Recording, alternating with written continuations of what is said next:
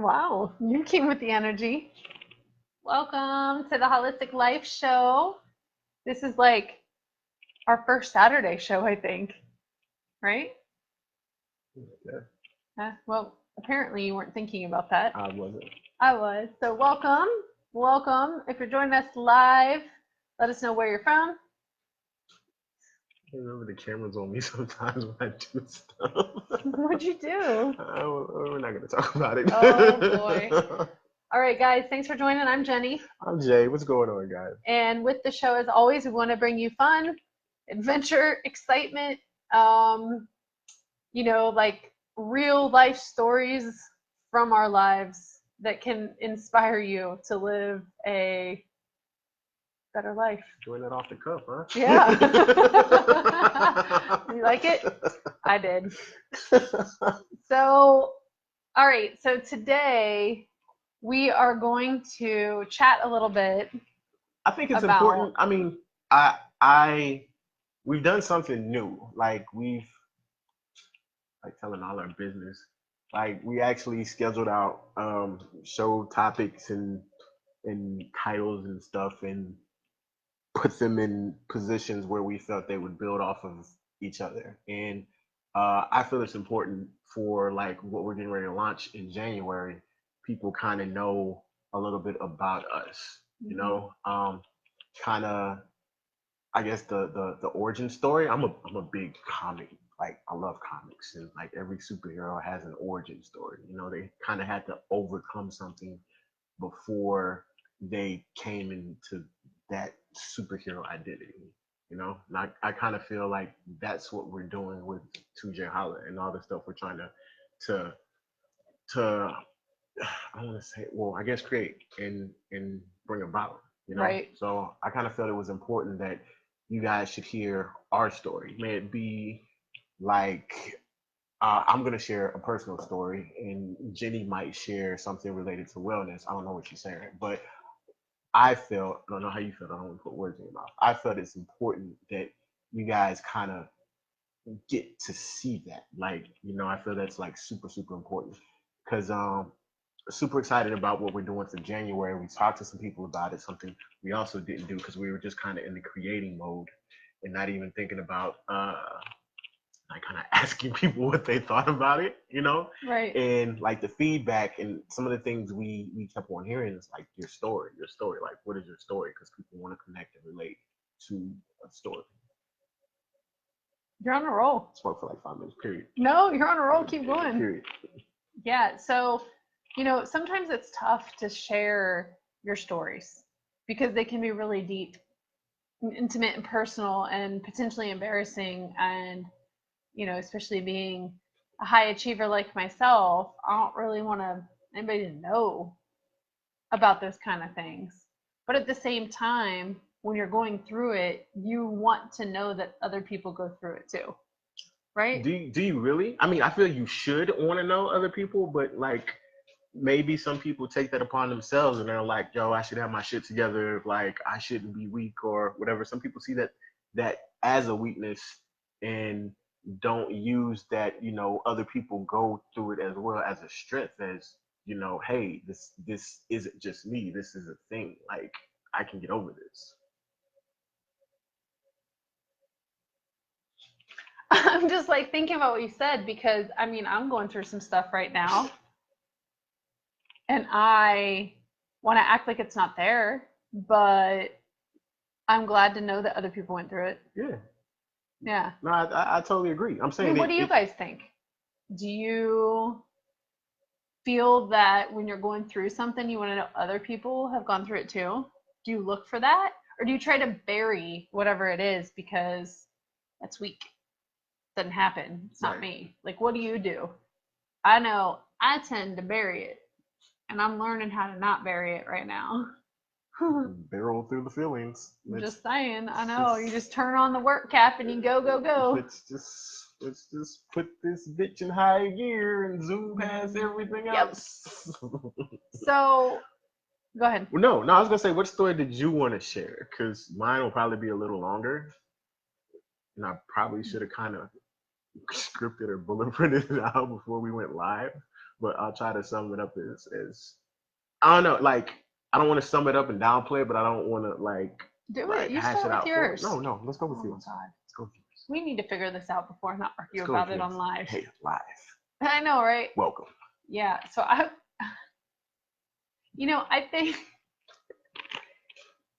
think for me, one of the biggest things that, because I've always been go, go, go, like I've always gone really fast, that I didn't really realize that I was going so far off track with, especially like with my health and fitness, because, it all started for me when things started really like taking a turn. It all started for me when I decided to like cut all of my fun and activity, right? And you guys have heard this before, but that's really where it started, like where I cut softball and I cut friends and I cut everything to make my dream happen. Which is basically the soul blood of who you are, like Mm-hmm. softball and friends, because you're a very social person. Yeah. And I thought that by doing that, I was doing the right thing and I was doing the right activities to make it work. And so, that started when I still lived in my house, and those were the times when I was eating boxes of nutty bars and going to different McDonald's and going to different grocery stores because I was afraid that the people there were like judging me or being like, oh, I just saw her a couple days ago buying this sweet. They don't really care. But I was so concerned. I didn't want to be like caught. Right. And I would even like hide like my trash in case someone came over or my brother was there. I can't remember if my brother was living with me at the time or not, but that's kind of where it started. And then I got the opportunity to move to Texas. So that was a distraction. And then Texas became like a whole different thing, like all this new food, all these new experiences. And I just kept on eating. And I kept on staying busy and I kept on eating and I kept on eating. And then my job went from regional to national, where I was sitting a lot more. And I remember it, and I really didn't realize, like, it was fun flying around and it was exciting, but I didn't realize how much my lifestyle had switched until my butt hurt. I'm serious, like my butt hurt. Remember when remember when I would sit on the planes and it kept really tight and I couldn't figure it out? Mm-hmm. And like my glutes and my hamstrings were like super tight and I couldn't figure it out. Like meanwhile I'm pounding on the weight. And remember when I went to Wisconsin? I know. Remember when I went to Wisconsin and I got cheese curds for the first time and I was so excited. And I never thought I was going to go to Wisconsin again. So the next time that I went, I ate cheese curds every single day. And then I came back and I think you had one of your workouts, and I was on a Monday and I felt horrible. Like I couldn't move. It was just bad, man. And I didn't realize how bad it was until it was bad. And sometimes when it gets to that point, you kind of like wake up and look down and you're like, what the hell happened? Right. And you're mad that it happened and you feel like you're caught off guard because you were just doing your thing, staying busy. And then you're just like, oh my God. And then when you decide to do the things you used to want to do, like softball, like I couldn't even move. It hurt so bad to move and I was stumbling and fumbling. And I don't know, it's tough because nobody wants to go through that. But sometimes we find ourselves there. There meaning like where you've gained the weight, where you feel like crap, where you can't run, where you don't have energy. Sometimes you are there and you can't focus on all of the bad things around while you're there. Because I did. It'll keep you there longer. Because I feel like then what it does is it leads into the fuck it mode. Fuck it, let me get some more. Fuck it. Already, you just keep pulling that card. Right. And it just hurts. Like it's hurtful. It's not healthy. But I think once you realize and you decide you want to take back control, and you helped me. You helped me get out of that. We did things step by step. I slowed down, looked at the overall picture. and I try to mean, focus on those triggers. hmm I mean, because let's be honest, you didn't gain weight overnight. mm-mm. You know, it's those daily choices that we make. And like I always say, I'm not here to judge or tell you what's right or wrong, but you know, and that serviced you for amount of time. You know, Right. it had its It purpose. sure did. But you know, if you're trying to change and go to a next level, you know what I'm saying, the things that you're doing aren't going to work anymore. They're no longer hmm going to service you. So you're gonna have to change. You know, you're gonna have to switch it up. You're gonna have to do things differently. Um, and two, as life progresses, life goes on. You know, sometimes we think we look back. Even me, I'm looking back to when I was a trainer and doing stuff. You know, oh, I can lift this much. I can do this much. You know, I can do 2 workouts in a day. Like the stuff I was able to do it at 35 I can't do now, like going into 40. Like I have to switch it up. I have to be, because at the time I didn't think about it, but I was putting a lot of damage on my body. hmm You know, that constant pounding or whatever, and not like taking care of myself. And I have to do more of that now. But two, we look at that and be like, oh well, I was able to do this. Why can't I do it now? It's not about being able to do it or not do it. You know, you can't compare yourself, like even for younger people watching this, you know what I'm saying, you can't compare the 30-year-old you to the 25-year-old you. Like you've grown, you've learned things, you've done stuff, you know, you've cut off people, you've gained new people, you've gained lessons. So the 25-year-old version of you couldn't do the things that the 30-year-old version of you can do now. And hmm so it's one of the things though, that mental thing of, well, why can't I, and still, like, not only we talked about in our last show, comparing ourselves to like other people, but even comparing ourselves to who we used to be. Yeah. And I think sometimes when you're going through those challenges, at least for me, I think that I can always take care of things on my own. And I think it's good to try to figure it out on your own. But when I found out that I kept spiraling and I kept like being annoyed and then disappointed and then eating another box of goodies and then annoyed and then disappointed, and it's like I would be good for a couple of days and then I'd fall off again. But when I fall off, I'd fall off hardcore. Right. And it's like I never got out of that. And seriously, like, you helped me a ton get out of that. And we did things step by step, and you made me like slow down and look at the bigger picture, and you made me realize that it was going to take more than a quick fix, Yeah. which I already knew. It's like we know these things sometimes, but sometimes you have to We know it like intellectually, right, like it you makes have to sense on like paper. wrap yourself up in that and really feel it, right? And that was huge. And I mean, if any of this is resonating with you, or if like you feel the same, or if you're on this journey, then you definitely want to click the link in the description, because then you can get on the insider list, because we're launching our next Levolution program in January. And it's Yeah, going to go through no, go ahead. what? No, go ahead. No, I mean, we're going to go through this. We're going to be able to help. And we've been through it like too many times.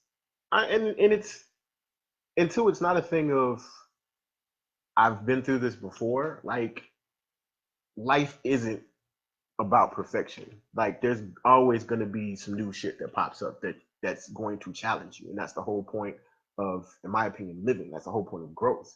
Because like if you knew it all, if you were able to take care of it all, why are you still here? Like there's no point. Mm-hmm. So I mean, you're gonna go through things. Life is gonna happen. There's going to be times where like something's gonna pop up and just knock you on your ass. Yeah. And the whole point is like, what are you choosing to do? Are you going to choose to stay down there, or are you going to choose to get up? And it's not a matter of how long you stay down there.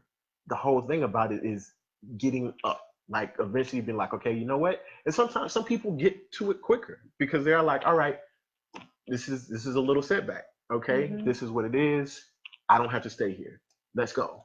Some other people take a little longer. Like it's a part of the process, and we can't rush the process. Yeah, I agree. So we're already at 3:15. You said your story's long. What do you want to do? Let's run with it. Let's All run right. with it. If we go a little over, we go a little over. I feel this is a very good show for 15 minutes. Yeah, you shared a lot of good stuff. Yeah, Yeah, your yeah. turn. All right. Are Okay. you are you nervous? No, not really. It's definitely a personal type of thing, and um, I don't really like people who know me kind of know me, which is twofolds because like for what I'm about to share, like I share it and people say like I forget that you've been through this sometimes because of the way that you carry yourself.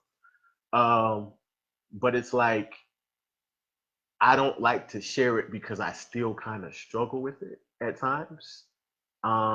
It's good or bad, my thing, whatever. But I was born like visually impaired. Like I've had more eye surgeries than probably most people will have to have in their lifetime.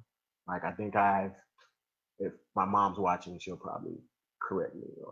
But I think I had 9 eye surgeries before I was 1 year old. So basically, I was born with cataracts. I just thought that was gross. I'm sorry. my bad. If you saw that, and if you didn't, don't try to rewind and see what happened. But anyway, 9 surgeries before the age of 1. I had cataracts, so basically they had to go in and remove uh, the lenses from my eyes. And if you know how the eye works, you have lenses or whatever, whatever, whatever. So basically, this limited my vision, and I had to wear these thick trifocal glasses for literally the majority of my life. Um, so I was a kid. I didn't know anything, but kids are truthful. Kids are ruthless. I was ridiculed. I was like bullied. Um, Honestly pondered suicide at a point. So I Glad you didn't. was in a dark place. Mm-hmm. Like I was in a dark place. But luckily for me, like my family is like my backbone. My family is my support system. My mother, my dad, my sister, my both my sisters, my aunts, my cousins, like I just have a strong support system. Like immediate family for me, which was like my mom, my sister, my dad, um, my aunts and like first cousins, like they treated me like a normal person. Not to say I wasn't normal, but the glasses, the vision, they didn't let that hinder me. And I think that's a strong reason why I am who I am because like my mother and my father and like even my sister and my cousin, they didn't let me use that as a handicap. And like when I don't remember this, but my cousins would tell you, even my sister, like when people would make fun of me, like my cousins would step in and like fight for real. They were like, yo, you're not gonna Back mess up. with them. Yeah, like and I don't remember it. There's a lot of this I don't remember and I just kind of hear it when my mom is talking about it.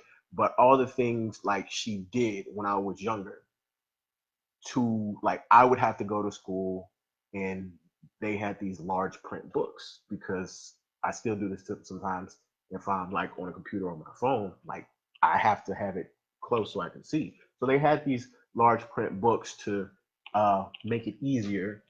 But I'm the only kid with this big like literally this thing was huge, like Wow. huge. And it was the textbook other kids would have a textbook and I would have like 3 volumes of this big ass thing, and pulling that out in a class. Brutal, I'm sure. Oh my God. Yeah, the kids probably were ruthless. So I wouldn't do it. Like I wouldn't there were times I broke my glasses on purpose because I didn't want to wear them because like I was bullied, I was ridiculed, all this stuff. Like knowing how expensive glasses are now, Mom, I'm sorry. I didn't know any better. My bad. But yeah, literally, I would like take them off and stomp them, and my glasses broke. Like, damn, yeah, it's third period this month. What the fuck? What are you doing? What's going on? It wasn't until well, I can't say it wasn't until, but this started for me like I couldn't be home by myself, so my sister kind of had to babysit. So wherever like she went, I would have to go. So she took me to the gym around 15, and that became like my safe haven. That became my refuge. You know, I would put all my frustration, my anger, all this stuff into like lifting weights, whatever. And so I was a skinny kid. In high school, I was chiseled and cut, whatever. So, you know, you ain't gonna fuck with me. Like, Right. I mean, you could be like, ha, you know what? I'm not gonna mess with him. He looks like he could probably choke me and like put me to sleep, whatever. But you know, my entire 4 years of high school, the first 3 years of high school, I spent outside on the pull-up bar during lunch working out because I didn't want to be around other people because I didn't want to be stared at. Like, and that's still a big pet peeve for me, for people to just like sit and look at me and just like stare. And I feel more comfortable if you come up and say, "Hey, man, I noticed something with your eyes. What's up? What's wrong?" Instead of just like staring. But two, I could have some crap in my eye or, you know, some toothpaste on my mouth that I didn't think. But it's once Yep. again, like that, those triggers. Yeah. Like I've dealt with that. And like I said, it's one of the things I'm still wrestling with. I wrestled with that for so long. It's still there. But the biggest thing is to like catch it while it's there, and you know, it is what it is. Let's move on. But going through all that, having that support system, having like those things to help me, you know, it wasn't just like, oh, I wanted to lose weight, because I was never the fat kid. You know, I did want to get bigger. I did want to look a certain way, but you know, when I got into that, like going in and being around people who weren't working out for the size, but they were working out for the mental aspect of it. When I started tuning into that and vibing on that frequency, it kind of changed my mind, my life, everything. And that's my reason for like doing this for other people. So it goes beyond the weight. It goes beyond like the nutrition. It goes like, I want to show people how to take control of their lives. Like it's possible. It's possible. Yeah. I felt long. Sorry guys. No, but that's the story. Cancel. She liked it too. No, it is. I mean, so when those triggers come up now, what do you do? How do you deal with them? Um, it depends on the mind state I'm in. To be totally honest, it depends on the mind state I'm in. Some days I just say, well, that person isn't man or woman enough to come up and ask me what's going on. They're petty, or you know, they don't want to offend me, but standing across and just staring is offense too, in a way. Yeah. But they don't know any better. So I can't put it on them, and reminding myself like I choose how I can react. Yeah. Can I tell the story about Colorado?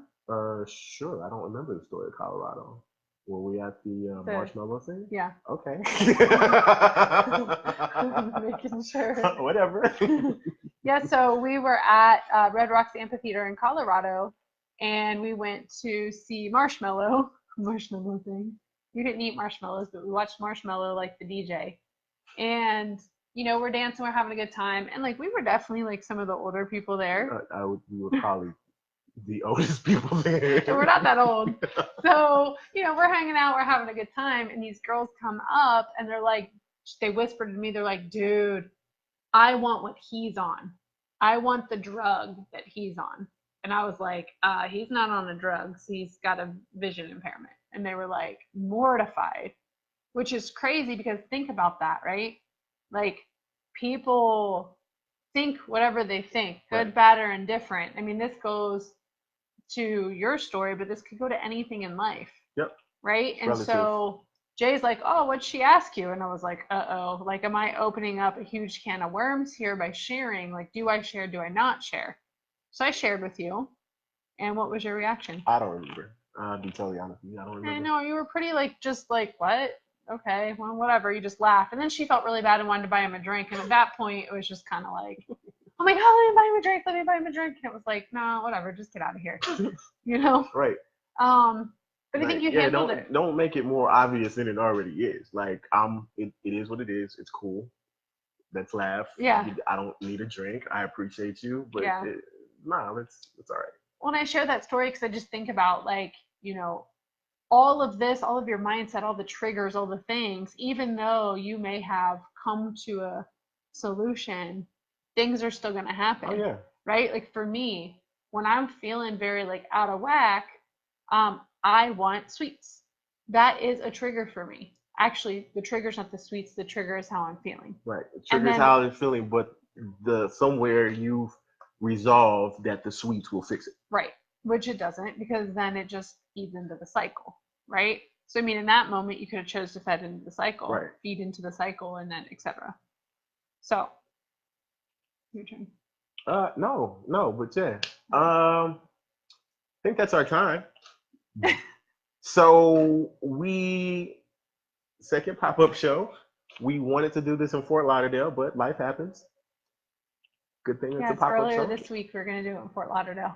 Good thing it's a pop-up show, so we have the frequency. Now we're in our living room. But this week we're gonna be somewhere else special. We promise. We're gonna have a show. We should find a really cool spot to do the show. You totally should. I'm on board. We're gonna find a really cool spot to do the show. If you want to be reminded about the show, since they're pop-up shows, you're gonna want to get on our insiders list. I've put the link in the description. And also join the Rich and Wealthy group, because we share a little bit more stuff in that. Sometimes after the shows, if it's a really good show, we just decided to stick with this one. We do after parties, and that's where we have the after party. So it's just like people are really like into it, and they're like, yeah, and they're engaged, and we're like, yo, we hit this 20-minute mark. Like we're going to the group. Like, which we'll find out with the pop-up shows, because we're doing them different days, different times. We're really going to see like what times and what days are the most engaging. Yeah, we'll figure it out. Yes, we will. The Next Levolution program is launching in January. Like this is, I'm gonna use what you say about your job. This is a program that's going to, and I forgot the freaking word. B word when we talk about the dental industry. Disrupt. Yes, this program is going to disrupt the health and wellness industry in a good way.